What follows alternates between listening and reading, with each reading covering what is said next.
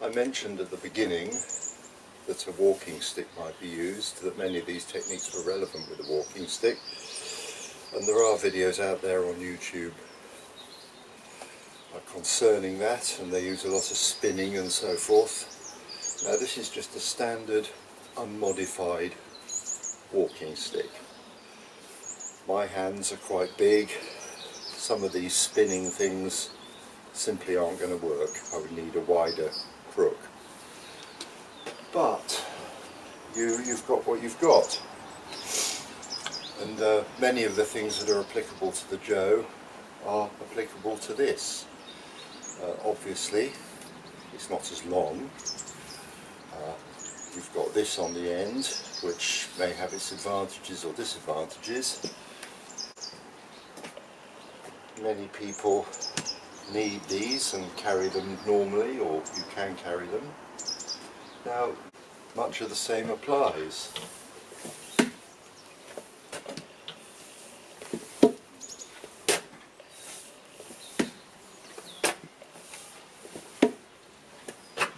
That as a thrusting weapon, you might say, well, you haven't got the range. This is true to a point, but if I step back here, I can achieve the range by stepping in. So I can still use a sliding thrust. I just have to make allowance for the not so even surface. But the main thing is I have to really step in, and I can do this with the Joe as well to increase range. But this is giving me quite a good range.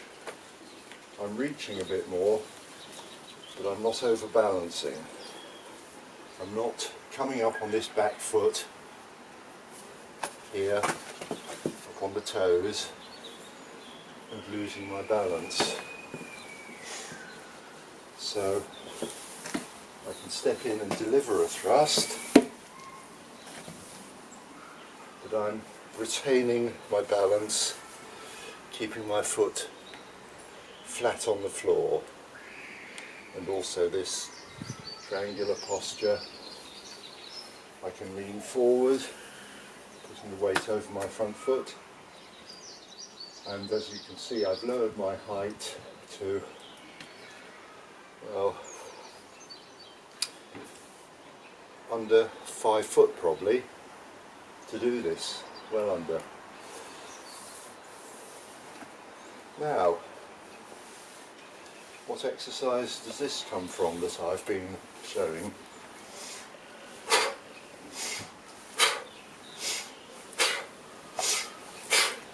So we're back to Torifuni, shown in a slightly different form, and obviously you can do this both sides, and indeed this is a perfectly legitimate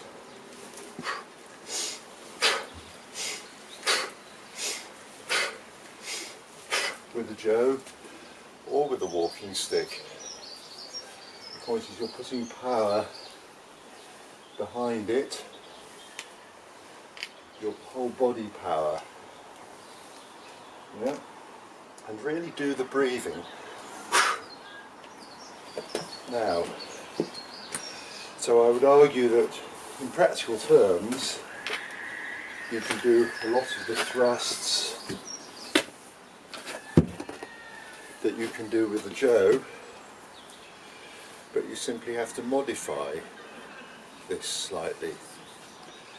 Now I'm not going to beat the hell out of this on this post, but it's also true with respect to strikes.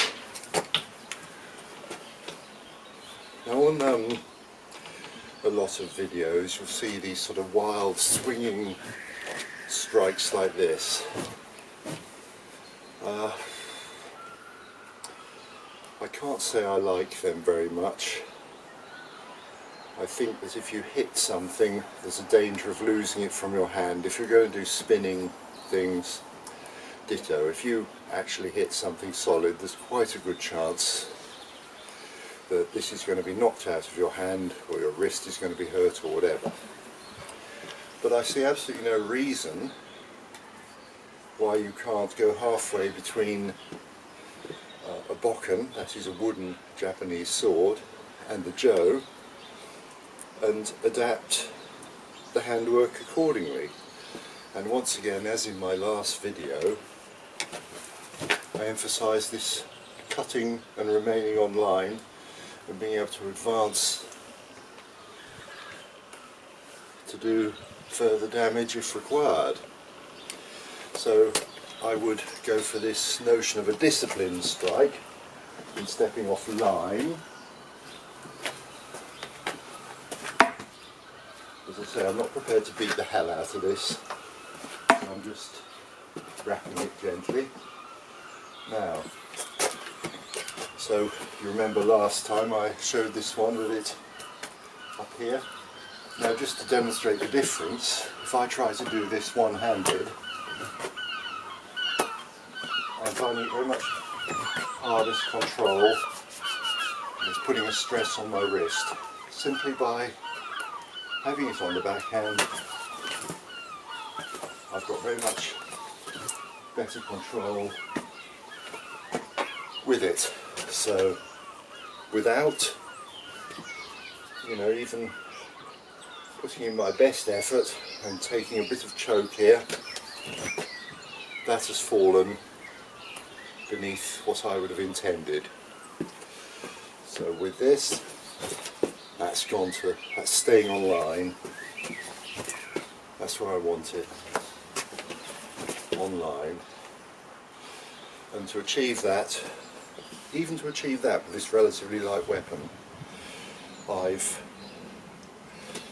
lowered my posture and I've really put my body into it.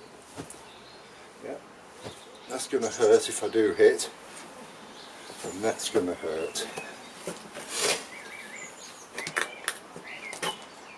So there is this option of striking as well.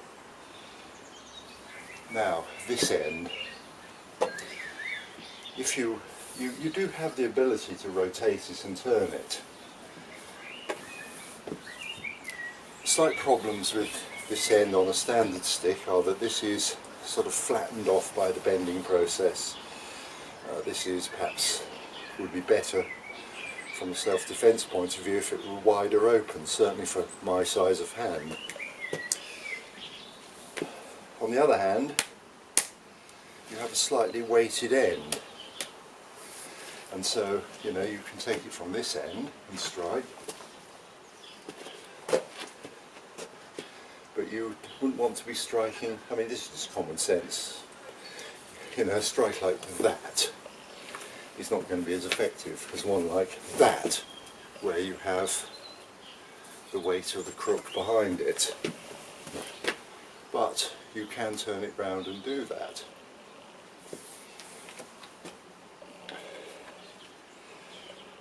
So another aspect of this, of course, is that you can trap limbs, as long as they're not too chubby. And even if you don't trap, if you put that on somebody's shoulder and pull it forward, that's going to hurt. That's going to be pretty horrible. So obviously this opens up certain possibilities. But now, obviously I'm also showing this from the point of view of Aikido. So this is going to be useful in Aikido, this notion of making distance, lowering the body, where the power's coming from, really. So, this is very Aikido, that, as is stepping off line, striking, and centering.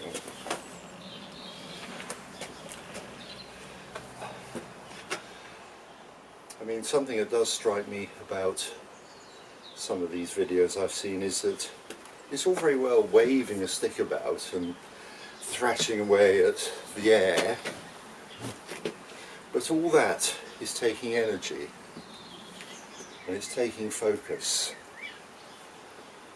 I think in a confrontation, you know, that there's a bonus to focus. And a possible advantage of this over a Joe maybe is that because it's a short weapon, there is a thing called interval. That is the speed at which you can strike, and the interval of this is slightly shorter than a Joe because, well, generally speaking, I believe that's true, because this can very quickly be brought into action. It may only be a matter of a fraction of a second, but you know, it's nevertheless it's there. So that's a consideration using this.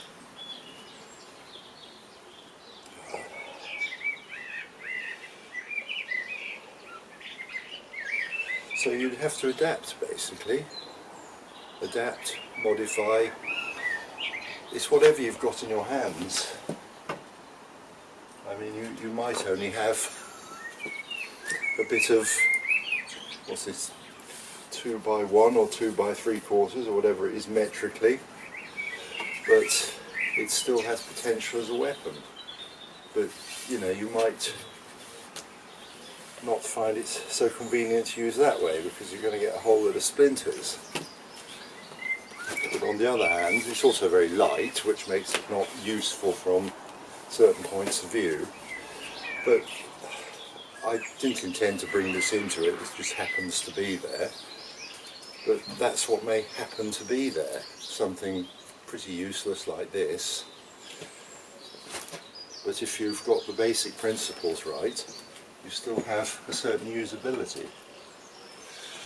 So yes, you have to adapt to the individual item that you've got and find ways of using that, but perhaps stick to the basic principles, which are being behind the blow, being focused, being on target. That's almost the most important thing, to be on target, simply being on target. Being able to put that bang on the nose if you absolutely want to, or have to. I'm slightly aware that what I'm showing you generally, some of these things are not terribly Aiki, not very harmonious, because they're going to bring a person down pretty quickly and do a lot of damage potentially. And that isn't really the intention of Aikido. It's not true of what we do with our hands. I mean, we're actually trying to avoid harm generally. But there are ways of using sticks which are similar to using the hands, but which require a greater level of skill. So this is sort of, in a way, it is practical. There's also a certain amount of fantasy involved, you know, fantasy fighting of what you would do in such and such a situation.